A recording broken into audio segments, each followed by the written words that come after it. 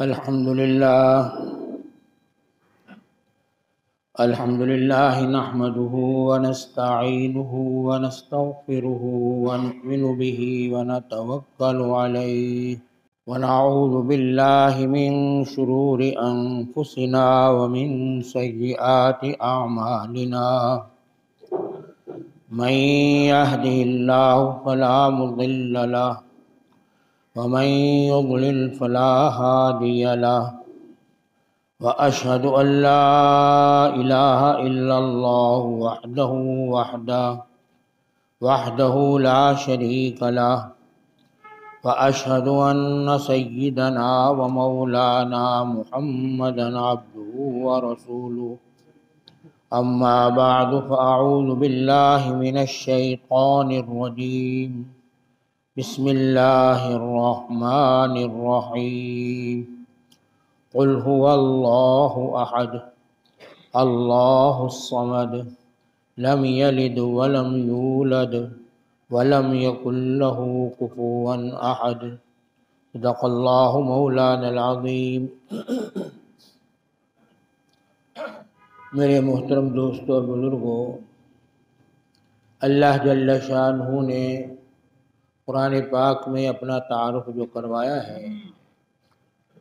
یہ اس صورت میں گویا اللہ جل شانہ کا پورا تعارف آ گیا،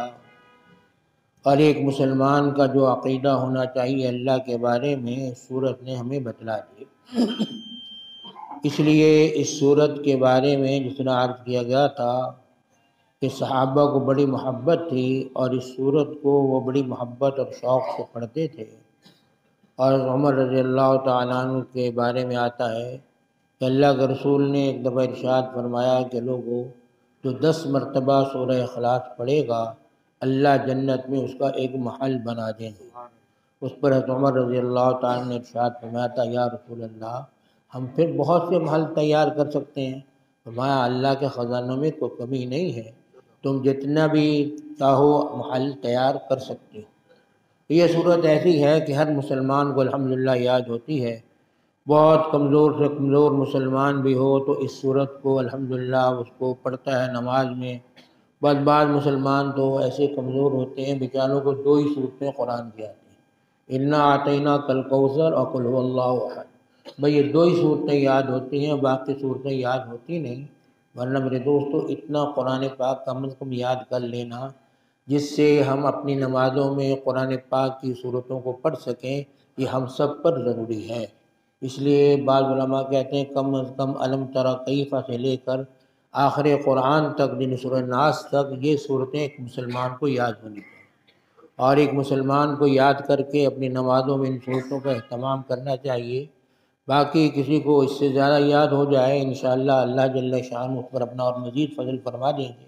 اللہ ہمیں اس کے توفیق عطا فرمائے کہ ہم قرآن کو یاد کرنے والے بھی ہوں، قرآن کو پڑھنے والے بھی ہوں، قرآن کا معنی سمجھنے والے بھی ہوں، اور قرآن پر عمل کرنے والے بھی ہوں۔ اس صورت میں اللہ جل شانہ نے بتلایا، جو پہلے عرض کر دیا گیا، جو آخری 2 آیتیں باقی تھیں، لم یلد ولم یولد، کہ نہ اس نے کسی کو جنا ہے نہ اس سے کوئی جنا گیا ہے، یعنی نہ اس کا کوئی بیٹا ہے نہ وہ کسی کا بیٹا ہے۔ اس لیے عیسائیوں نے کہا مسیح ابن اللہ، مسیح اللہ کے بیٹے ہیں معاذ اللہ۔ یہودیوں نے کہا عزیر ابن اللہ، عزیر اللہ کے بیٹے ہیں۔ بلکہ یہودیوں نے تو حد کر دی، کہا نحن ابناء اللہ و احباؤ، ہم اللہ کے محبوب اور اس کے بیٹے ہیں۔ ان سب نے اپنے آپ کو اللہ کا بیٹا قرار دے دیا۔ اللہ جل شانہ ایسے عقیدے سے تمام مسلمانوں کو محفوظ رکھے۔ میرے دوستو، یہ عقیدہ انسان کے ایمان کو تباہ کر دیتا ہے۔ اس لیے اللہ کے لیے کبھی بھی اولاد ثابت کرنا اللہ کے ساتھ بہت بڑی گویا اللہ کی توہین و تنقیص ہے، اور معاذ اللہ یہ اتنا بڑا جرم ہے، اللہ فرماتے ہیں کہ آسمان و زمین پھٹ جائیں، اس لائق ہیں کہ یہ کہنے والا اللہ جل شانہ اس کو تباہ و برباد کر دے۔ اس لیے اللہ جل شانہ تمام مسلمانوں کو محفوظ رکھے۔ اگلی آیت میں فرمایا وَلَمْ يَكُنْ لَهُ كُفُوًا أَحَدٌ، اللہ کا کوئی ہمسر نہیں ہے،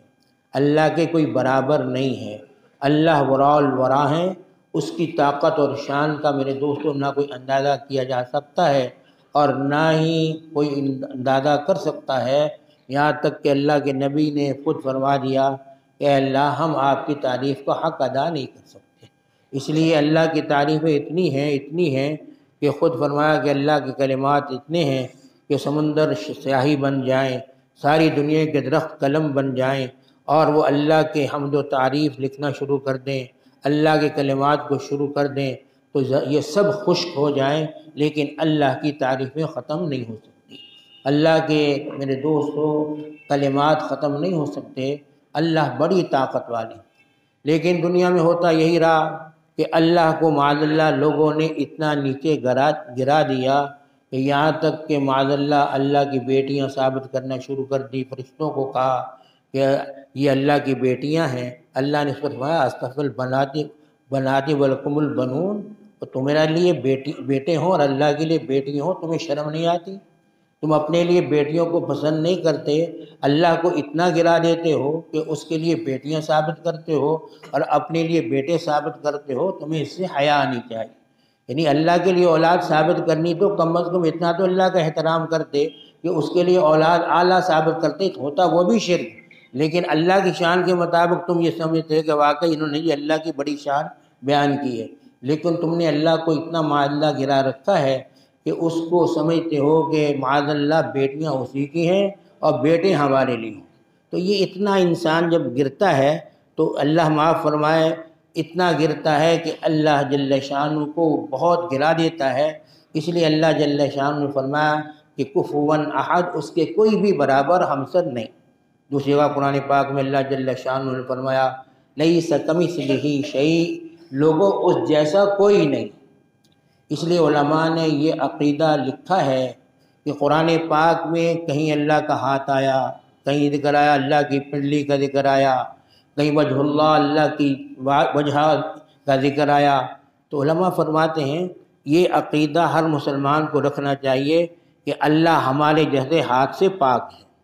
اللہ ہمارے جیسی پنڈلی سے پاک ہے، اللہ ہمارے جیسے چہرے سے پاک ہے، تو پھر اللہ اس کی مراد اللہ کی کیا ہے اس سے؟ تو پھر ہم یہ عقیدہ رکھیں، اور یہی علماء نے کہا ایمان کے بچاؤ کے لیے عقیدہ رکھنا ضروری ہے کہ اللہ آپ کی جو مراد ہے ہم اس پر آ رہا اس پر ایمان،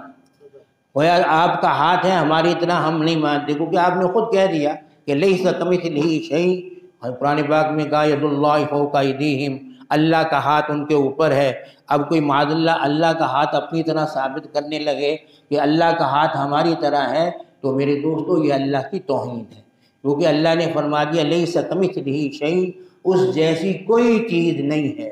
کوئی بھی اس جیسا نہیں ہے، اس کے مثل کوئی نہیں ہے۔ پھر اے اللہ جو جگہ جگہ آپ کبھی کہتے ہیں ید اللہ کہتے ہیں، کہیں ساق کہتے ہیں، کہیں وجہ اللہ کہتے ہیں، تو اس سے پھر کیا مراد ہے؟ تو علماء فرماتے ہیں ہماری عقل میں آئے یا نہ آئے، ہم یہ عقیدہ رکھیں اے اللہ آپ کی جو مراد ہے ہمارا اس پر ایمان ہے،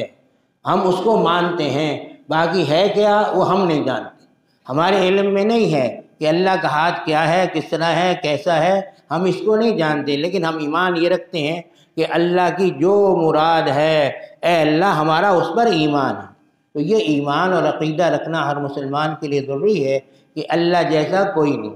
حالانکہ مشرکین کا حال یہ تھا،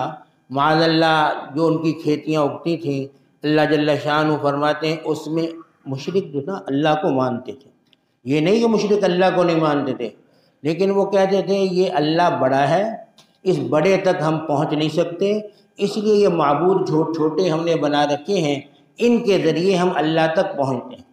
تو اس لیے وہ کہا کرتے تھے کہ ہم ان کو اس لیے ان کی عبادت کرتے ہیں کہ یہ ہمیں اللہ کے قریب کر دیں گے، یہ بتوں کی عبادت اس لیے کرتے ہیں کہ یہ اللہ کے ہمیں قریب کر دیں گے، ورنہ اللہ کو وہ بڑا خدا مانتے تھے اور بار بار اقرار کرتے تھے کہ اللہ سے بڑا کوئی نہیں، لیکن یہ معبود کیونکہ وہ کہتے تھے ایک بادشاہ سے ملنا ہو تو کسی نہ کسی سیکرٹری کی ضرورت ہوتی ہے، کسی نہ کسی آدمی کی ضرورت ہوتی ہے۔ اللہ جل شاہ نے فرمایا لوگوں اللہ کے لیے ایسی مثالیں نہ بیان کیے گا،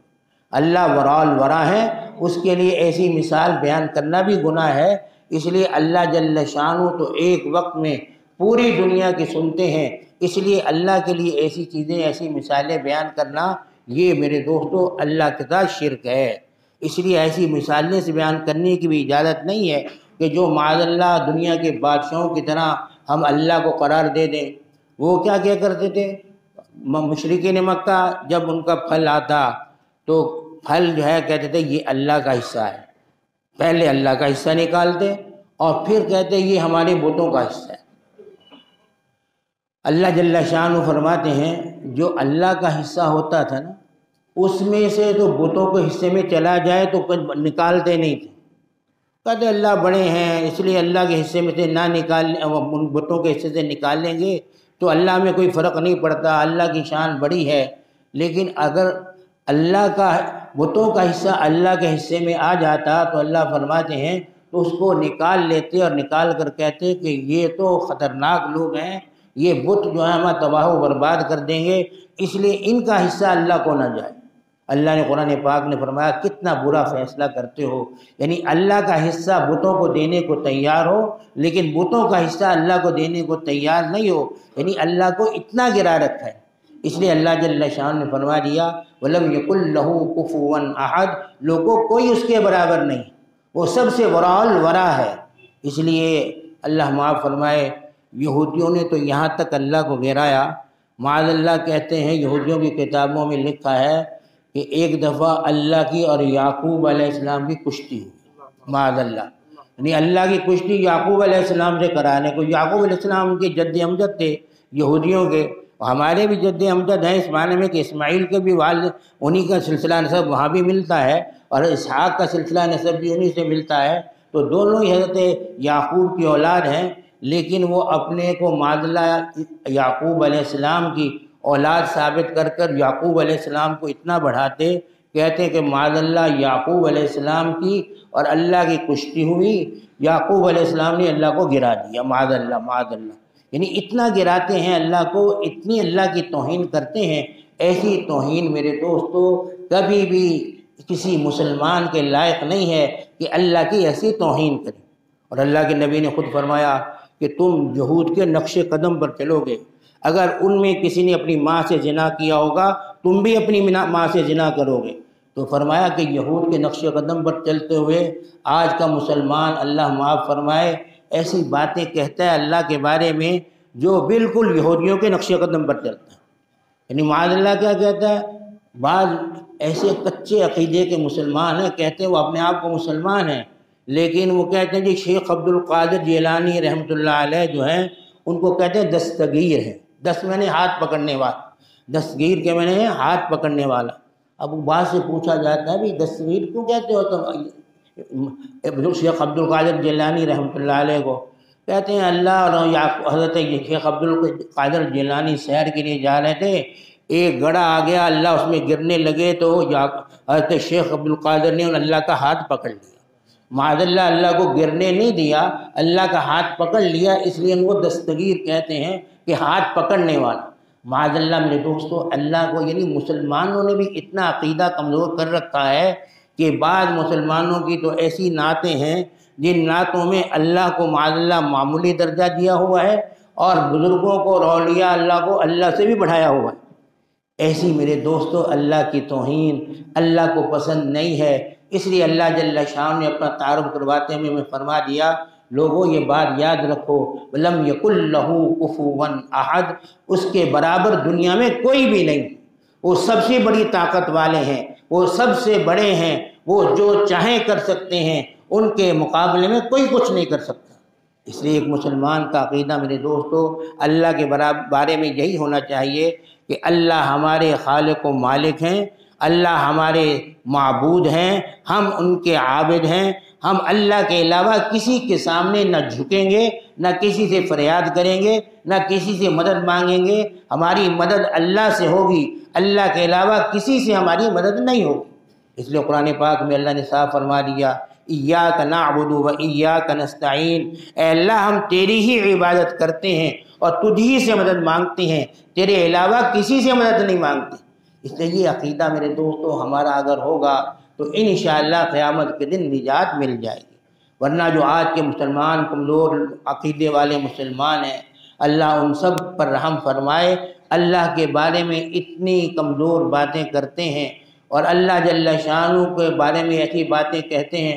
جی ہم تو ان بزرگوں کے سامنے جھکیں گے، ان سے سجدہ بھی کریں گے، ان سے مانگیں گے بھی، کیونکہ اللہ ان کی موڑتا نہیں، ہماری سنتا نہیں، معاذ اللہ معاذ، یعنی اللہ ہماری سنتے نہیں ہیں، ان کی موڑتے نہیں ہیں، ہماری ان کی آگے، ان کی اللہ کے آگے۔ یہ ایسے عقیدے میرے دوستو اللہ ہم سب کو محفوظ فرمائے۔ ایسے عقیدے رکھنا اپنے ایمان کو برباد کرنا ہے۔ اللہ جل شانہ ہمیں توفیق عطا فرمائے کہ ہم اللہ کی ذات کو صحیح طور پر اس سورہ اخلاص کی روشنی میں پہچانیں گے تو انشاءاللہ کل قیامت میں کامیاب ہو جائے، اور اللہ ہمیں انشاءاللہ اپنی جنت کا وہ محل عطا فرما دیں گے جو اللہ نے ہمارے لیے بنایا ہے۔ اور اللہ ہم سب کو اس ایسے عقیدے رکھنے کی توفیق عطا فرمائے جو سورہ اخلاص میں ہیں۔ باقی تمام غلط قسم کے عقائد سے اللہ ہمیں محفوظ فرمائے اور اللہ ہمارا اسی پر خاتمہ فرمائے۔ اللہ ہم سب کو شرک، کفر اور اللہ کی صفات میں کسی کو شریک کرنے سے محفوظ فرمائے۔